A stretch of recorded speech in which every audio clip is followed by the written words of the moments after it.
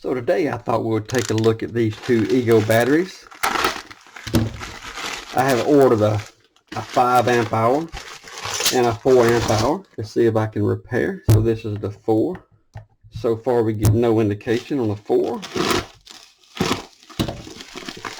I don't know what to expect, but I am getting low on my sales for spare parts. And even though I would love to get both of these batteries back working, to me that's really worth what I paid for them. For the parts, for the cells, if enough of the cells are in good enough shape to harvest. So they both come in like they're completely dead, and actually they are both 4 amp hour. I could have swore one of them was a 5 amp hour, but anyway, so let's check them out. We check this one. We're not getting any voltage. We don't hardly see any voltage. So that's either a really bad thing and all the cells are completely to zero, or it could be a good thing and we just have a fuse or a simple issue and we're getting 0 volts. So that one can go either way. Well, this one's 54 volts, so right off the bat on this one, that's exciting because these cells, most of them must be in good shape to be putting out 54 volts. So this is the first one I'm going to get into. As usual, T15 security bit screw there. I try to mention that on videos, but some people still have questions about what that is. That is just the Torx bit that has the stud in the center. So you got to have the security bit with a hole in it.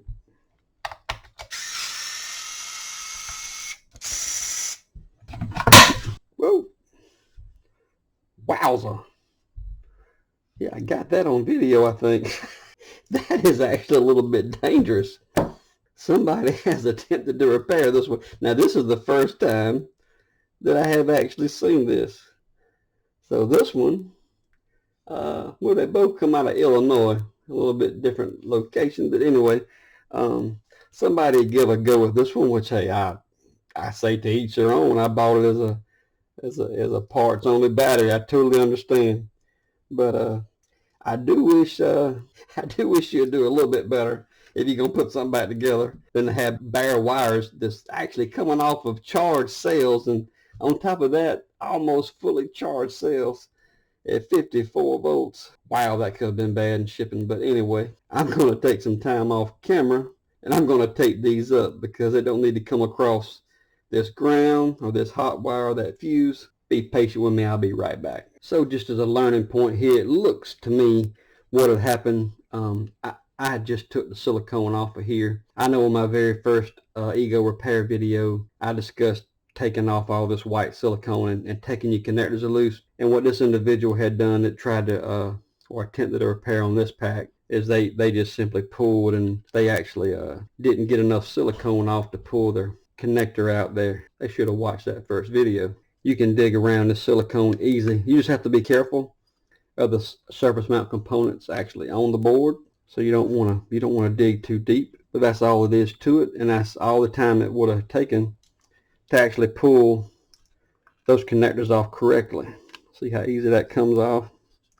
Just takes a little bit of patience. And I think I'm going to take time and go around, just dig all the silicone off this BMS board here. I don't know what originally fell on the battery. It could be a bad board, so I may need to repair it, but we'll look at it and we'll find out. Sometimes when you get a little run at this little silicone potty, man, it really comes up well. Look at there. In just a few short minutes, we're a good portion of the way across the board. But I'm going to keep digging away at this board. I got my meter on diode check, and the first thing I'm going to check is actually this transistor Q12 that I found shorted on my first BMS board repair.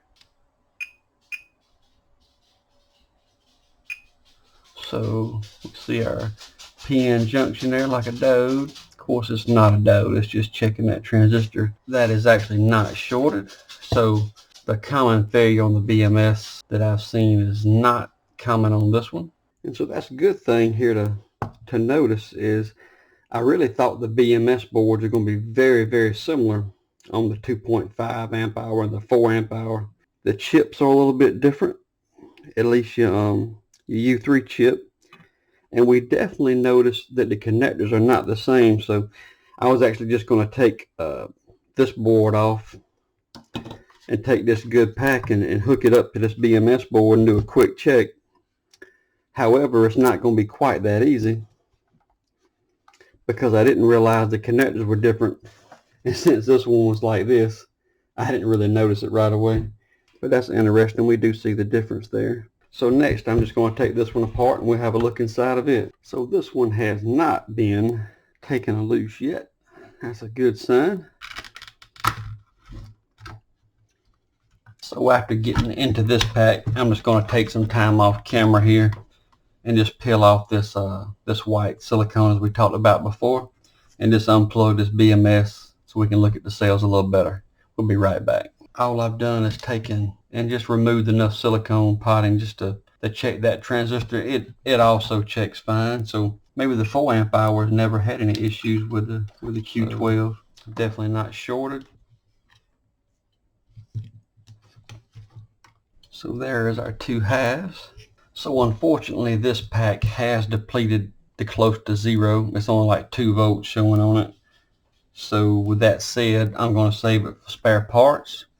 I'm actually going to take the wiring harness off of this one and put it on this one that's showing the 54 volts. So one question that I've been asked about a lot on the 4 amp hour and 5 amp hour packs is what is the intermediate or the middle boards that has a connector, and I pried this gently and got it off here, and has the little components on it. It looks like these cells actually have individual cell monitoring in the center, and the 2.5 amp hour of course did not have or need that, but these being a little bit closer together and like the power density being a lot greater, they've actually added these little temperature monitors in between. So that's the board that people are asking about that I have actually not seen yet. The only 4 amp hour pack that I bought and repaired, if you've seen that video, it was a fuse. It was a very simple repair, and it only cost me, maybe 50 cents to fix that thing. So that was an easy one. So that's pretty interesting. What we have here that's against each cell in the middle is a little J3Y NPN transistor. So maybe we'll have to look into this a little deeper, perhaps in another video. But we can see we have 2 wires coming up and 2 wires going to the other board as well for the other half of the pack. So it looks like they're using these transistors and using that PN junction as a temperature sensor. This is the first Ego pack that I've seen that actually does have corrosion damage, so definitely some water damage on this particular board. The BMS actually looked good on both of them, so the silicone seal potting did help a lot with that apparently. But I have taken the 5 screws out of the plastic, so after taking all the strips off with some pliers and screwdriver, we do see our individual cells, and we see that the corrosion is extensive. So pretty much all I'm going to get out of these is the heat sleeves.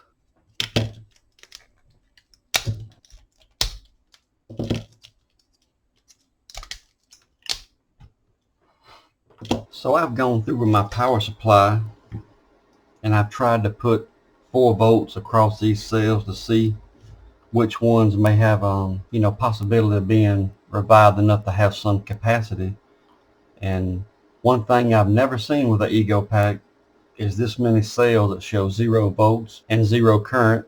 In other words, it's like it's totally open or not taking a charge. So it's almost as if the CID or the current interrupt device, which is in these packs built in, which is a little disc that can push up and disconnect from the pack or from the cell positive tip. And I've done a short video on the 12 volt Hitachi battery I had that for some reason all those cells had activated the CID, and I showed that sometimes you can go in and push that disc down and they'll make contact again. But however, I do not recommend using a cell after that's activated. Like these got wet enough that these conducted, and I believe that's what happened to these cells. This was an overcurrent shutdown. There we go, 2 volts. So it showed 0 volts and it showed 0 current on my power supply when I tried to charge it. Yep, I know you can't see it on camera, but I'm getting set at 4 volts with a current limit of about 1 amp. I'm getting 2.7 and rising with that current limit at 1.06 amps. That cell actually definitely activated the CID.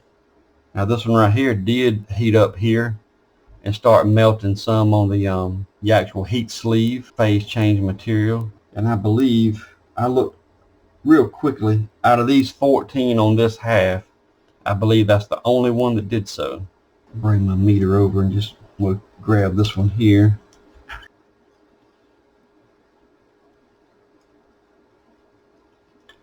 We're showing 0.7 volts.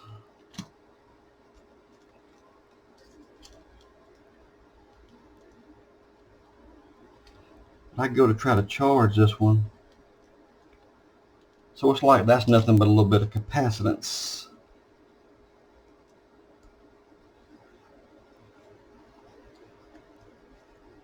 I can definitely feel that disc raised up. This is something you gotta, even trying to see if this is what it is, you don't want to short out between the positive and what's up under your heat shrink and your protective washer here, because that would short the cell out. If you did activate it, it would short out right here. So just be careful with that, be mindful of that.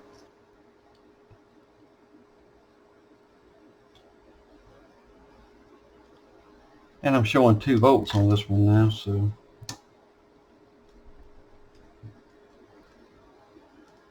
yep, 1.06 amps at 2.6 and rising. So that's what's done happened to every one of these cells as the CID had activated. So I'm not going to try to save these cells. I'll recycle the cells and just keep the phase change material off of these. That's as far as I'll go with this pack. I'll try to get the wiring harness on the other pack and we'll see how it goes. And by the way, going across checking the other half, it is the exact same way. No load on any battery and very low voltage reading across, so they are opened up as well.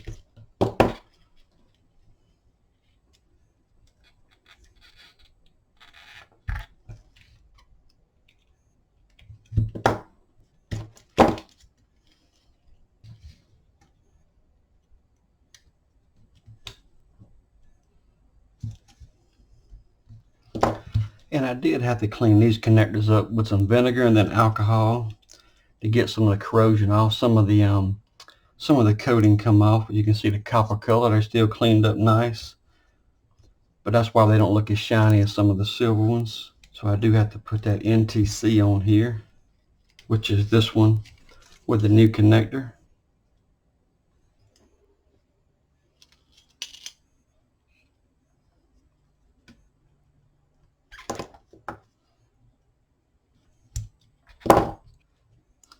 If you wanted to clean that up and add some silicone, you could, but it actually pushed in there well. I think it's fine for monitoring. I still got to do this side. And even though I did try to do these one at a time and leave the colors attached before I took the original one loose, I did just mark, you know, back to the front to the back to the front, just laid out about where the wires were, and if they went the top left connector or top right connector, TLC or TRC. So just a quick diagram with that being your front terminal, so this being your terminal end. So just as a quick reference.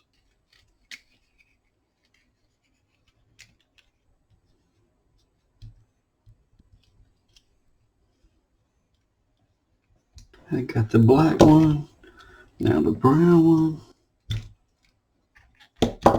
Easy to reconnect the red from here.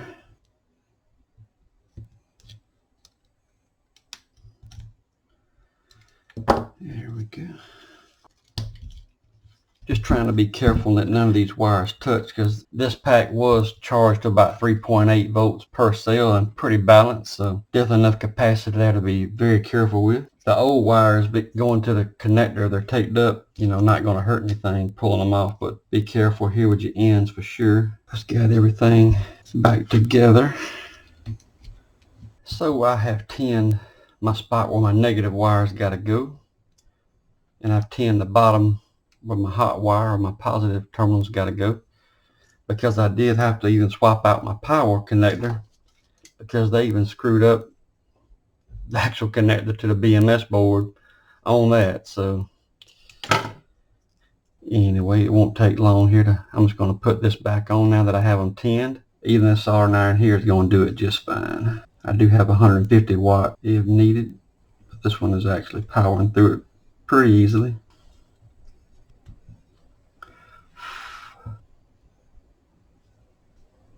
We're just going to do the same thing to the power wire on the other side, and we'll be right back. Let's have everything back together now. Even the positive connector there, a positive terminal connection. Here we go. Let's see. 54 volts. Just going to hook up the BMS now.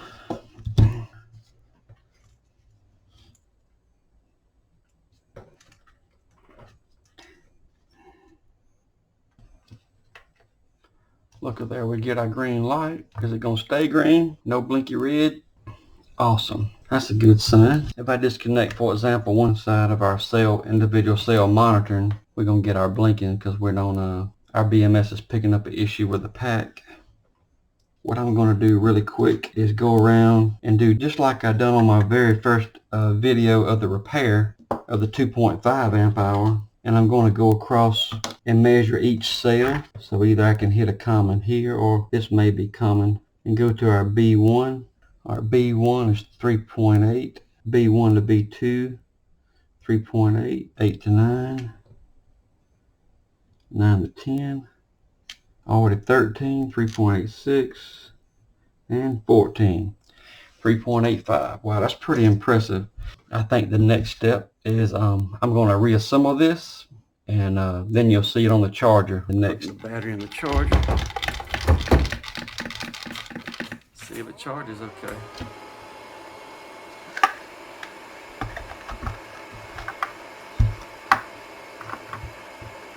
There we go, it's charging. We'll give it a few minutes and we'll come back. It's picking it up, but it's about 3/4 charge or greater. So that's just got 2 screws on each side just to hold this pack together. It's so rigid, that's going to hold it together well just for testing. I'll put all the screws in it when I'm done. I always mark my repairs, and this one, to remember it, I'm just going to put a big W because this was the BMS wiring.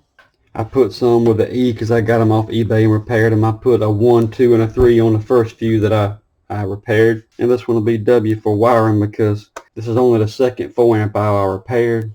As I mentioned, the first one was simply just a fuse, so we'll give it a shot. Everything checks good, it charges good, the cells are holding good, so I really don't know why they ripped the wiring out of this BMS unless they were just looking inside and actually just snatched the cover off, because you do have to be a little bit gentle when you pry.